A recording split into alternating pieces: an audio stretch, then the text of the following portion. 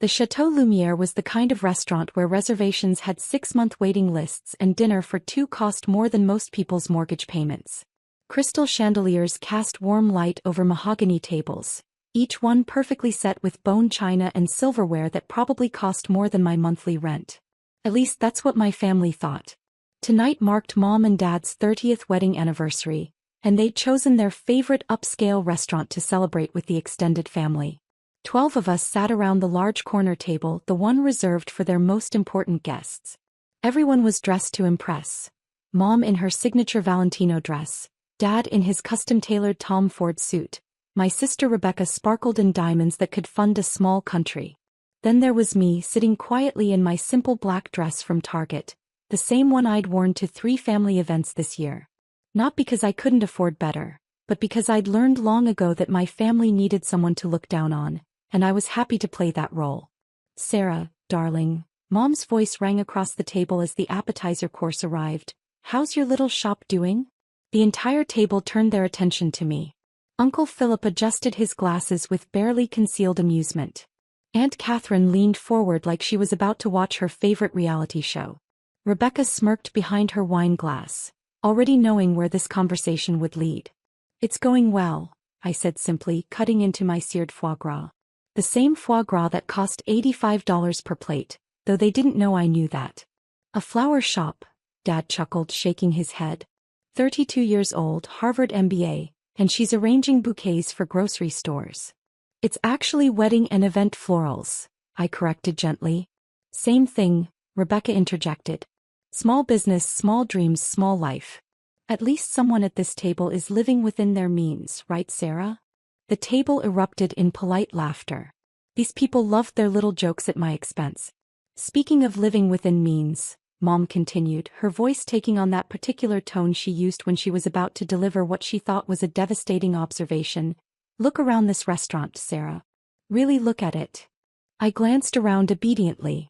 The hand-painted frescoes on the ceiling, the imported Italian marble floors, the wine cellar visible through glass walls that held bottles worth more than most cars. I'd studied every detail of this place extensively over the past 6 months.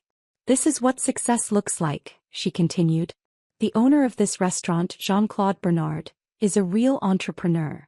He built an empire. Multiple locations, a cookbook deal, a television show. That's the kind of vision and ambition that creates generational wealth. The kind of vision you'll never have, Dad added, raising his glass. Some people are just born failures, Sarah. There's no shame in accepting your limitations. Uncle Philip nodded sagely. It's actually admirable in a way. Not everyone can be a winner. Society needs people to work the small jobs, run the little shops. Someone has to arrange flowers for other people's success stories. I took another bite of the foie gras and nodded. You're absolutely right. This restaurant is incredible. See. Mom gestured around the table. She agrees. You'll never own anything like this restaurant, Sarah. Places like Chateau Lumiere represent a level of sophistication and business acumen that's simply beyond some people's reach. The average person, Rebecca added, has no idea what it takes to run a high-end establishment like this.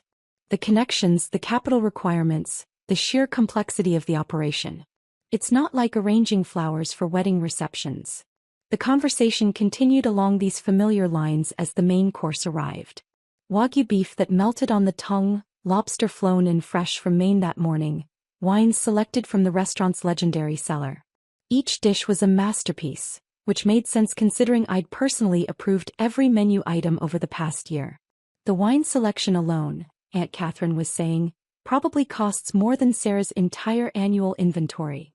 Speaking of wine, Dad said, examining his glass of 1998 Bordeaux, this bottle probably costs $400.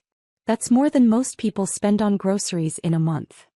It's actually $600, I said quietly.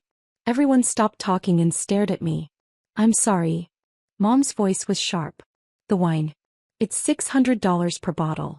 The 1998 Chateau Margaux. It's one of their premium selections. Dad frowned. How would you possibly know that? I noticed it on the wine list, I said with a shrug. I like to see what things cost.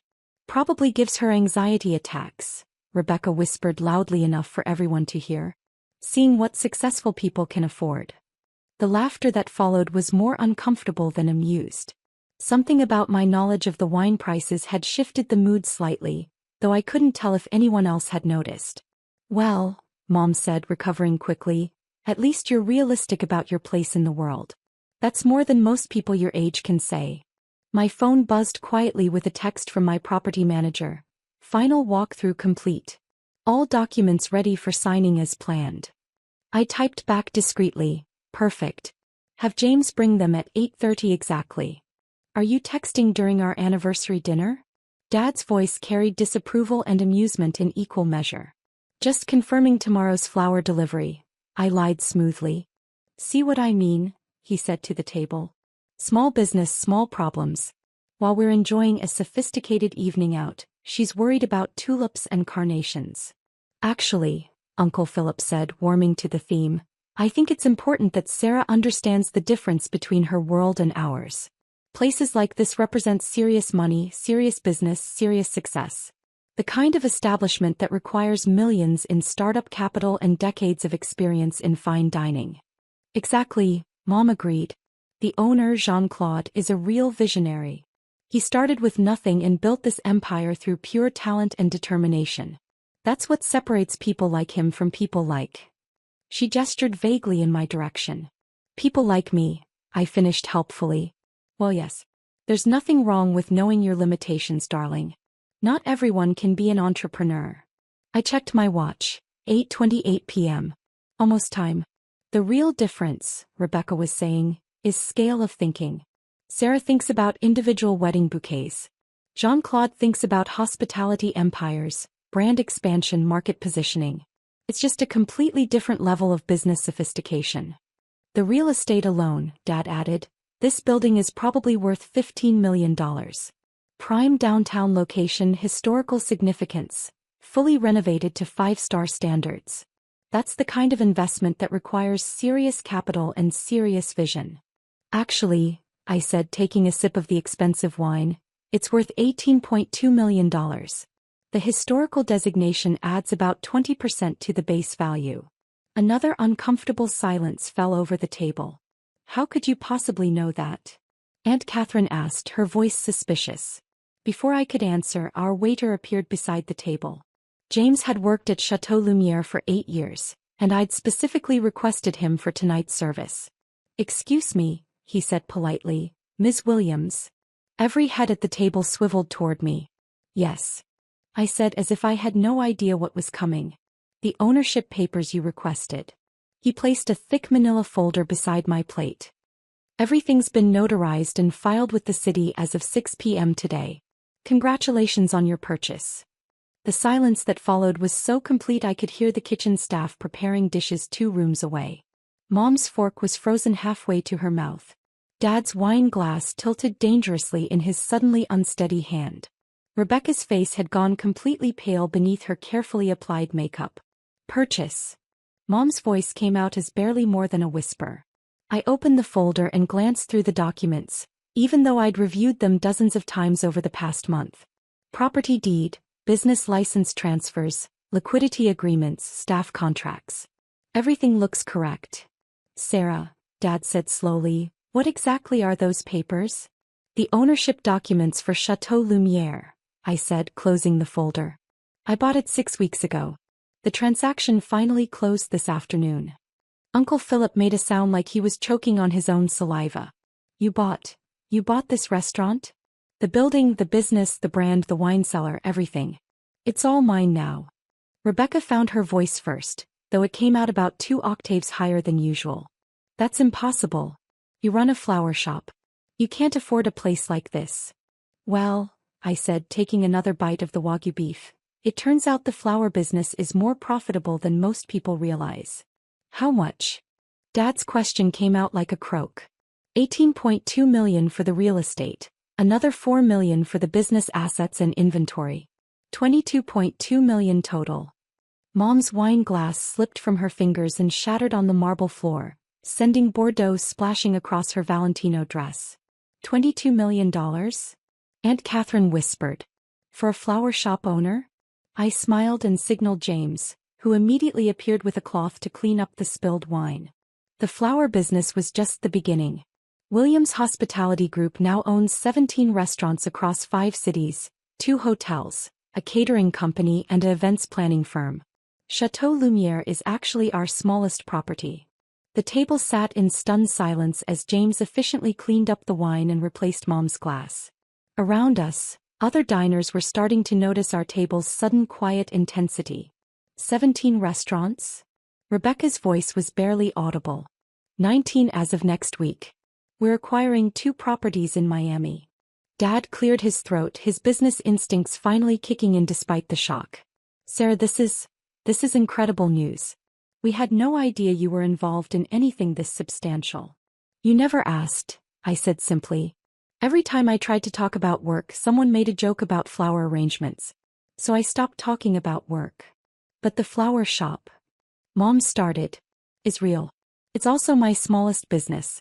I started there because I wanted to understand hospitality from the ground up. Wedding florals led to event planning, which led to venue management, which led to restaurant acquisition. Each business taught me something new about the industry.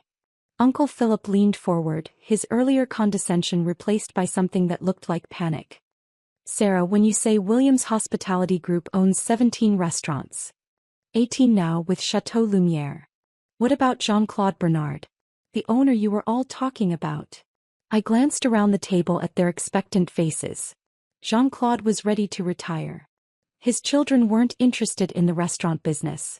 When Williams Hospitality made an offer, he was actually relieved to find a buyer who understood his vision for the brand. So you're... Dad swallowed hard. You're his replacement? I'm the new owner, yes. Jean-Claude is staying on as executive chef and brand consultant, but Williams Hospitality Group owns and operates the restaurant now. Rebecca's jewelry caught the light as her hands trembled slightly. Sarah, what's Williams Hospitality Group worth? The current portfolio is valued at around $340 million. We're projecting $500 million by the end of next year with the Miami expansion and 2 new properties we're looking at in Chicago. The number hung in the air like smoke from an expensive cigar.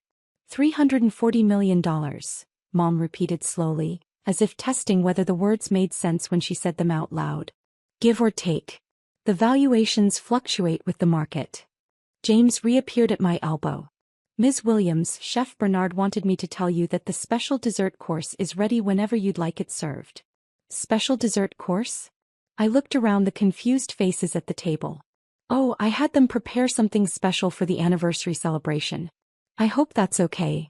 You had them, but you just bought. Dad seemed to be having trouble forming complete sentences. I've been planning this evening for weeks. I wanted Mom and Dad's anniversary dinner to be perfect. The dessert course arrived with obvious ceremony, our elaborate chocolate sculpture surrounded by edible flowers and accompanied by champagne that I knew cost $200 per bottle. The presentation was museum quality, the kind of thing that gets photographed for food magazines. The flowers are from my shop, I mentioned casually as everyone stared at their plates. I thought it would be a nice touch. Mom looked up from her dessert with tears in her eyes. Not happy tears, something more complicated. Sarah, why didn't you tell us? All this time we thought, we treated you like a failure? I finished gently. I know. You made that very clear at every family gathering for the past 5 years. But we didn't know, Rebecca protested. If we'd known you were successful, you would have treated me differently, I agreed. That's exactly why I didn't tell you. Uncle Philip frowned. I don't understand. I wanted to know who you really were, I explained. When you thought I was just a flower shop owner struggling to make ends meet, you showed me exactly how you treat people you think are beneath you. Every condescending comment, every dismissive joke, every time you ignored me at family gatherings, that was the real you. The table fell silent again, but this time it was a different kind of quiet. Not shocked silence, but the uncomfortable quiet that comes when people realize they've been caught being their worst selves. Success doesn't change who people are, I continued. It just reveals who they were all along. You're the same people who spent years making me feel small and worthless. The only difference is now you know I was never small or worthless to begin with. Dad cleared his throat. Sarah, I think there's been a misunderstanding. We were trying to motivate you, to encourage you to reach for more. By calling me a born failure? By saying I'd never amount to anything? By laughing about my limitations? Mom reached across the table toward my hand. Darling, we love you. We're family. We should celebrate this amazing success together. I pulled my hand back gently. 5 minutes ago, you were explaining why I'd never be capable of owning a place like this. You were using this restaurant as an example of everything I could never achieve. But now we know better, Aunt Catherine said desperately. Now we can have a real relationship based on mutual respect. Mutual respect, I repeated thoughtfully. Where was that respect when you thought I was poor? James appeared again, this time with the check presented in a leather folder. He placed it discreetly beside Dad's plate. Oh, that won't be necessary, I told James. The meal is complimentary, obviously. Owner's privilege. Dad opened the folder anyway and his eyes widened when he saw the total. $1,200, he whispered. For 12 people, that's actually quite reasonable for a restaurant of this caliber, I said. Though I suppose it doesn't matter now since it's my restaurant. I stood up from the table and picked up my Target purse, the same purse they'd been making fun of earlier in the evening. Thank you all for coming to celebrate Mom and Dad's anniversary, I said. The dinner was lovely. James, please make sure everyone gets home safely. Sarah, wait, Mom called as I turned to leave. We need to talk about this. As a family. I paused and looked back at the table full of stunned faces. We did talk about it. For 5 years. You made your feelings about me very clear and I made notes. But things are different now, Rebecca insisted. You're right, I agreed. Now I know exactly who I'm dealing with. As I walked toward the exit, I could hear the explosion of whispered conversation behind me. Desperate attempts to process what had just happened, probably mixed with calculations about how this changed their relationships with me. My phone rang as I reached my car.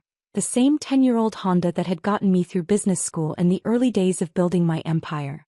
Sarah. How did it go? My business partner Marcus's voice filled the car as I answered on Bluetooth.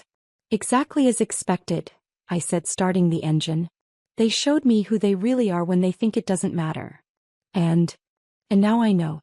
The Miami properties are going to be perfect for what we discussed. Family money and family loyalty aren't the same thing. Speaking of family, Marcus said, your cousin Jennifer called the office today. Apparently she heard about the acquisition through some industry contacts. She wants to discuss family investment opportunities. I laughed as I pulled out of the restaurant's parking lot. Jennifer hasn't spoken to me in 3 years. Let me guess, she's suddenly very interested in my little flower business. That's the one. Should I take a message? Tell her I'm arranging bouquets for grocery stores. She'll understand.